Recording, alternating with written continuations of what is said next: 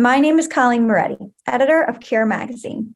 In this edition of the Speaking Out video series, on behalf of Force, we're speaking with their Vice President of Volunteer Programs, Diane Rose, about the importance of support for those who are at a higher risk of breast cancer due to certain genes or mutations.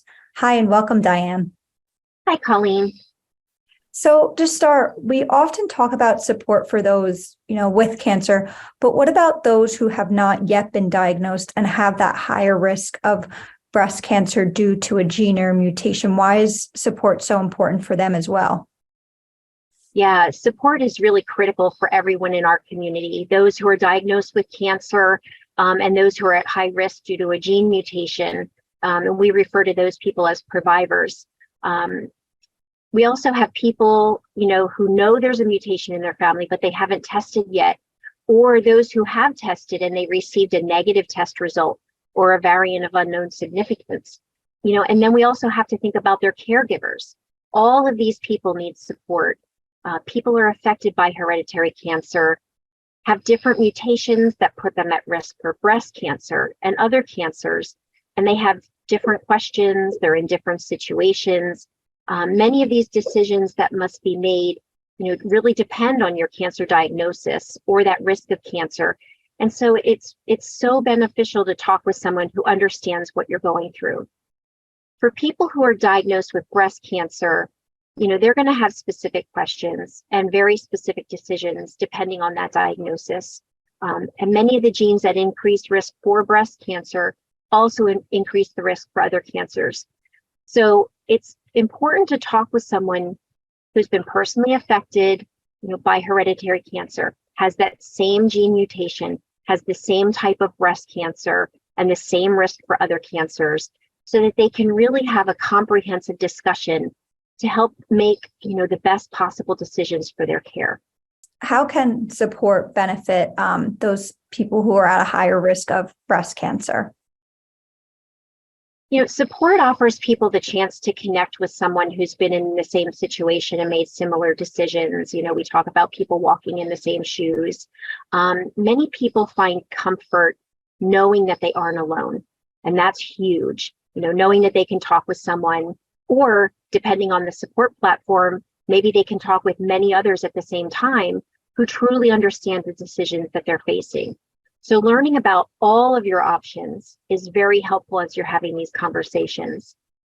Because people with inherited mutations are at risk for cancer at a younger age, they find that, their average risk peers, that group of people that they always turn to, may not understand what they're going through and aren't grappling with similar screenings and decisions, all the doctor's appointments and, screenings that they have to go through on a regular basis.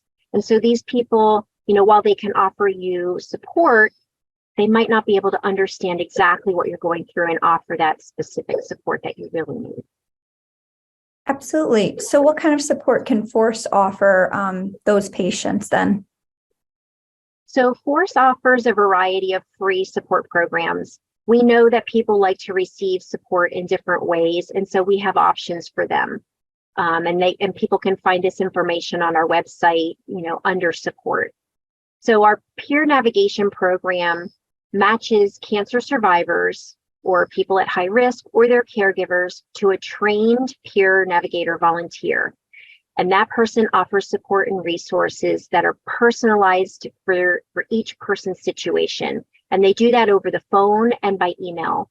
And we match, this peer volunteer to the person that's looking for support based on their cancer diagnosis, their genetic mutation, their age, and then the specific resources that someone is looking for. So it's just really a very personalized experience of support.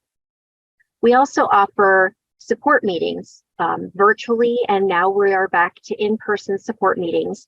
And this is a great place to come together to talk with our trained community group leaders, and that includes genetic counselors, as well as the other attendees in the meetings, where you can obtain, the support you need, but also valuable resources and information in this quiet, caring, and safe environment. And it's, just a really good opportunity to hear the decisions that others have made and ask them questions. Why did they make those decisions, what factors led to those decisions. And so we offer general support meetings where everybody from our community can come in to a meeting and talk. But then we also have 11 different community groups that are set up to address very specific, needs and concerns from the people who come to those groups.